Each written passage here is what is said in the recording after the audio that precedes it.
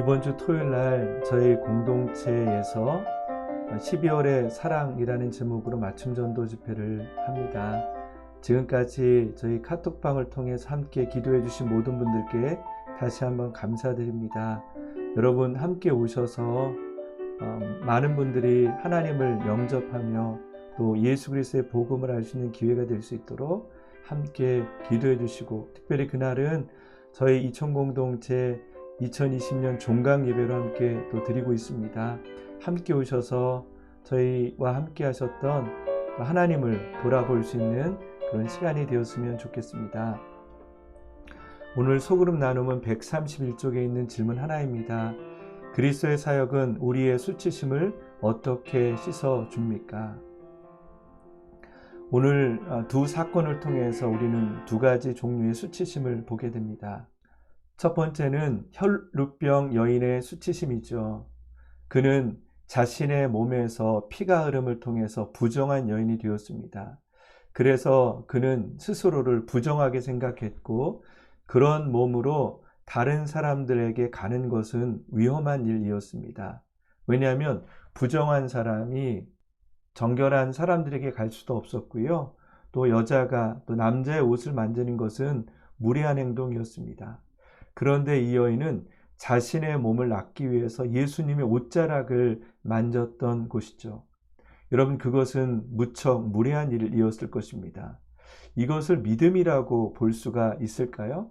어쩌면 자기의 생각을 관철시키기 위해서 한 무례한 행동으로 보일 수도 있습니다. 돌에 맞아 죽어도 될 행동이었을 것입니다.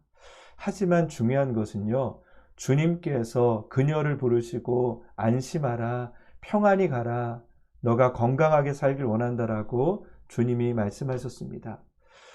그 여인의 수치심 가운데 오히려 주님은 그의 믿음을 칭찬했고 그녀의 존재를 인정해 주셨던 것입니다. 여러분, 복음은요, 우리를 회복시키는 것만이 아니라 우리를 존귀하게 여기게 만드는 것이 복음입니다. 우리 안에 그 복음의 기쁨이 있기를 원합니다. 그렇다면 회당장 야이로의 수치심은 어떨까요? 예수님에게 무릎을 꿇는 것, 그것은 용기가 필요했던 수치심이죠. 다른 사람들이 볼 때 어떻게 회당장이가 예수님께 무릎을 꿇을 수 있을까라고 생각하는 용기 있는 행동으로 볼 수도 있겠죠. 하지만 그의 마음속에는 나의 연약함을 알고 그래서 주님께 무릎을 꿇은 것이죠. 나는 정말로 연약한 자입니다.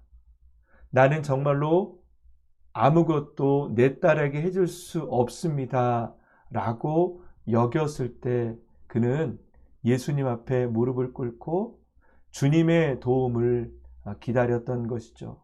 다른 사람이 어떻게 보든 상관없이, 다른 사람이 자기의 딸이 죽었다라고 말해도 그는 끝까지 주님께 나갔던 것입니다. 이어령 교수님도 또 이런 분이라고 볼 수가 있겠죠. 한국인의 최고의 지성이셨죠. 그리고 그는 논리적으로 무신론을 또 주장했던 분이시기도 합니다. 하지만 이어령 교수님께서 자신의 딸이 아프실 때 그 딸을 본인이 갖고 있는 지식으로 아무런 도움을 줄 수 없다라는 생각을 가졌을 때 그는 주님께 무릎을 꿇고 또한 세례를 받은 하나님의 자녀가 되는 삶을 살았던 것입니다. 딸의 질병을 통해 최고의 지성이었던 우리 박사님께서 하나님을 만나게 됐고 또 그 하나님 안에서 내가 딸에게 아무것도 할 수 없는 존재임을 깨닫게 되는 것이죠. 여러분, 그런 면에서 보면 우리는 하나님 안에서 수치심, 다른 말로 하면 우리가 죄인이고 나는 내 자신을 위해 아무것도 할 수 없다라는 걸 깨닫는 것은 너무나 중요하고 너무나 하나님에게 나가기 위해서 필요한 것입니다.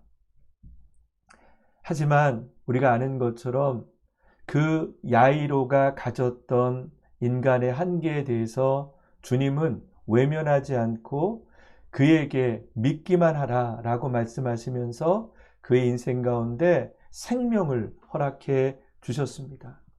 여러분, 오늘 혈루병 여인처럼 본인에 있는 수치심, 또한 야이로처럼 내 자신이 할 수 있는 것이 아무것도 없다라고 하는 그 생각 속에 복음은 들어오셔서 그들의 수치심을 모두 회복시켜 주시고 그들을 하나님 안에서 가장 존귀한 존재로 여기게 하셨습니다.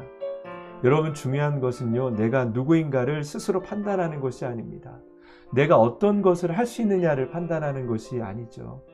더 중요한 것은요, 주님께 가서 그분의 도움을 바라고 그분 안에서 오직 그분이 나를 회복시켜 줄 것을 믿는 것, 바로 그것이 복음의 능력이며 우리의 수치심을 해결하는 방법입니다. 사랑하는 여러분, 여러분의 마음속에 아픔이 있고 수치심이 있으면 그것을 나쁜 것으로 여기지 마십시오. 우리에게 있는 그런 아픔이 오히려 우리를 하나님께로 이끌어갈 수 있는 것입니다. 여러분의 삶 가운데 계시는 하나님의 위장된 축복, 아픔을 통해서 하나님께 나가게 했던 일들이 무엇인지, 또한 내 삶 속에서 내 연약함이 어떻게 하나님께 나가게 했었는지를 나누면서 또 소그룹 모임을 하시면 좋겠습니다. 여러분, 이번 토요일 날 뵙겠습니다. 함께 오셔서 종강 예배 그리고 맞춤 전도 집회를 통해서 우리에게 주시는 그 하나님의 은혜를 나누는 시간이 되기를 원합니다.